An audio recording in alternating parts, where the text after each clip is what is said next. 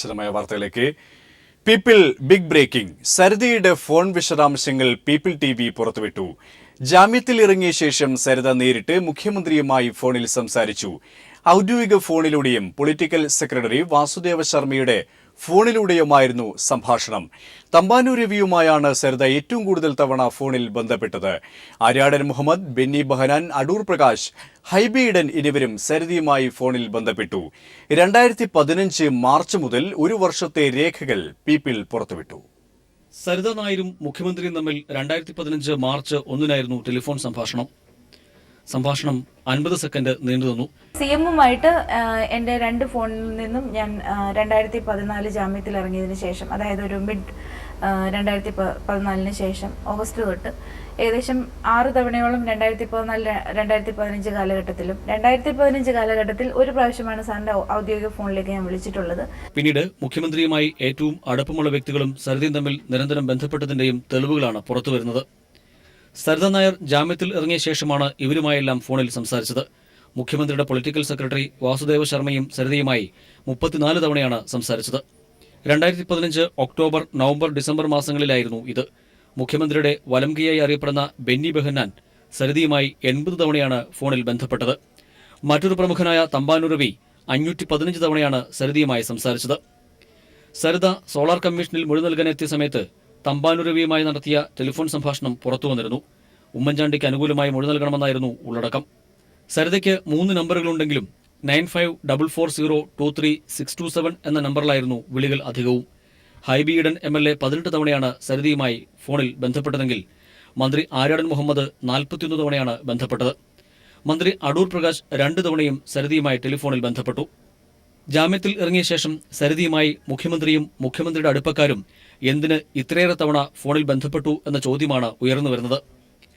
സരിത നായരെ അറിയുകയില്ല എന്നാണ് മുഖ്യമന്ത്രി ഇപ്പോഴും പറയുന്നത്. KG ദിനകർ, തിരുവനന്തപുരം. സരിതയെ പീഡിപ്പിച്ച് മുഖ്യമന്ത്രിക്കെതിരെ FIR രജിസ്റ്റർ ചെയ്ത് കേസെടുക്കണമെന്ന് VS അച്യുതാനന്ദൻ. ഉമ്മൻചാണ്ടിയുടെയും മന്ത്രിമാരുടെയും മുഖംമൂടി അഴിഞ്ഞുവീണുവെന്നും UDFനെ ബഹിഷ്കരിക്കാൻ കേരള ജനത തയ്യാറാകണമെന്നും VS കൊച്ചിയിൽ പറഞ്ഞു. നിയമത്തിന്റെ മുമ്പിൽ നിയമം മുഖ്യമന്ത്രിയെന്നോ അല്ലാത്തവനെന്നോ ഉള്ള തരത്തിലുള്ള വ്യത്യാസം നിയമം അനുവദിക്കുന്നില്ല.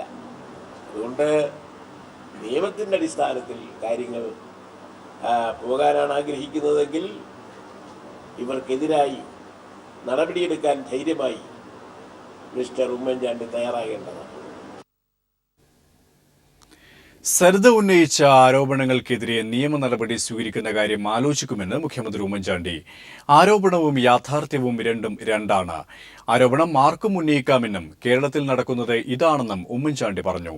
സരിത പറയുന്ന കാര്യങ്ങളിൽ 1% ശരിയുണ്ടെങ്കിൽ അത് ഗുരുതരമായ സ്ഥിതിയാണെന്ന് പറഞ്ഞ മുഖ്യമന്ത്രി സരിതയുടെ കത്തിന് പിന്നിൽ വൻ സാമ്പത്തിക ശക്തിയുണ്ടെന്നും ആരോപിച്ചു.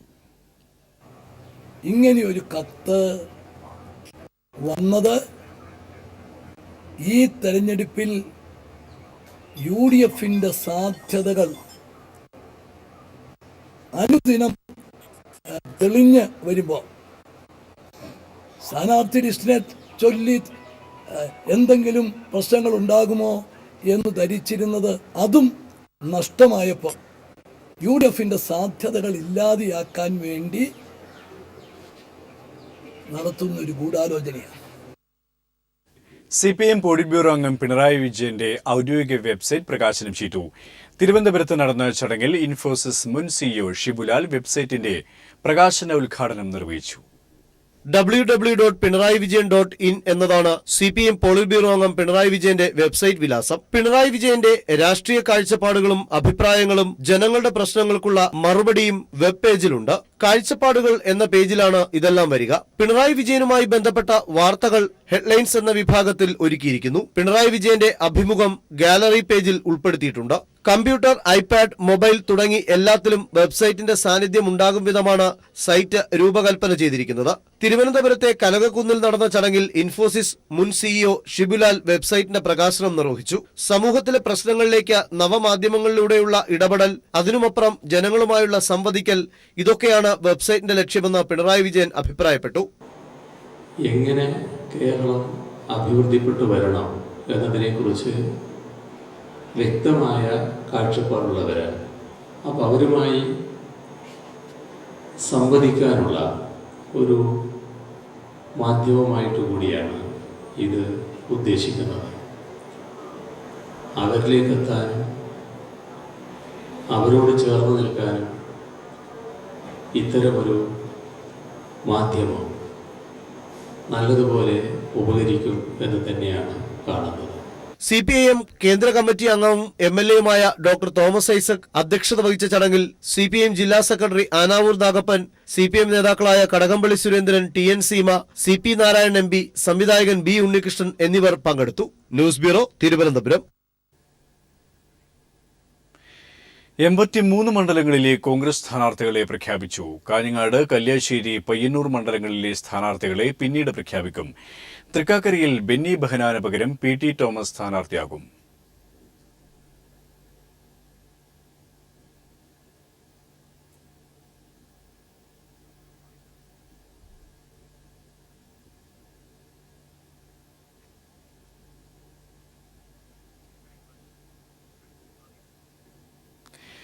ബെന്നി ബെഹനാൻ സ്ഥാനാർത്ഥി പട്ടികയിൽ ഇല്ലാത്തതിൽ ദുഃഖമുണ്ടെന്ന് ഉമ്മൻചാണ്ടി പറഞ്ഞു. നിയമസഭയിൽ എത്തേണ്ട ആളായിരുന്നു ബെന്നിയെന്നും PT തോമസിനോട് വിരോധമില്ലെന്നും ഉമ്മൻചാണ്ടി വ്യക്തമാക്കി. ഹൈക്കമാൻഡ് ആരുടെയും സമ്മർദ്ദത്തിന് വഴങ്ങിയിട്ടില്ലെന്നും അദ്ദേഹം പറഞ്ഞു.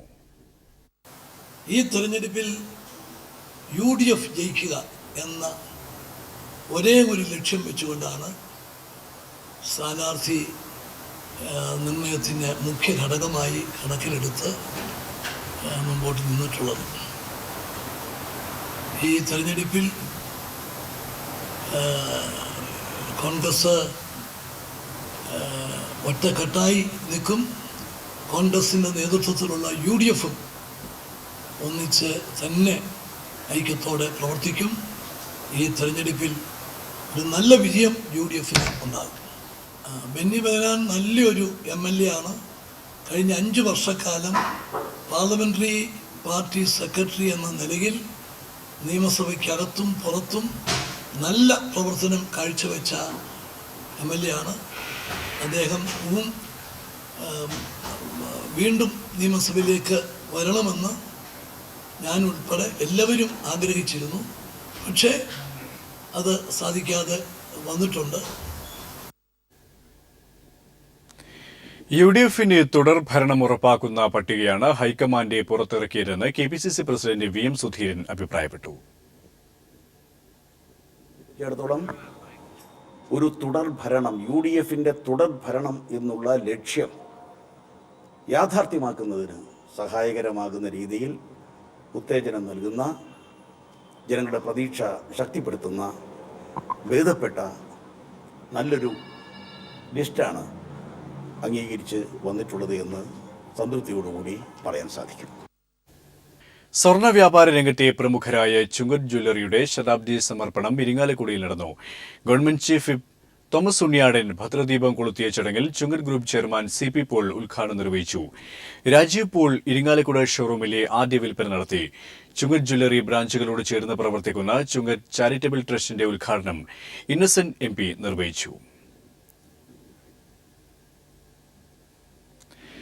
ഇന്ത്യയിലെ പ്രമുഖ multi branded sports and fitness hyper മാർക്കറ്റായ കോസ്മോസ് സ്പോർട്സ് ലോകത്തിലെ ഏറ്റവും വലിയ ബാഡ്മിന്റൺ റാക്കറ്റ് നിർമ്മിച്ചു.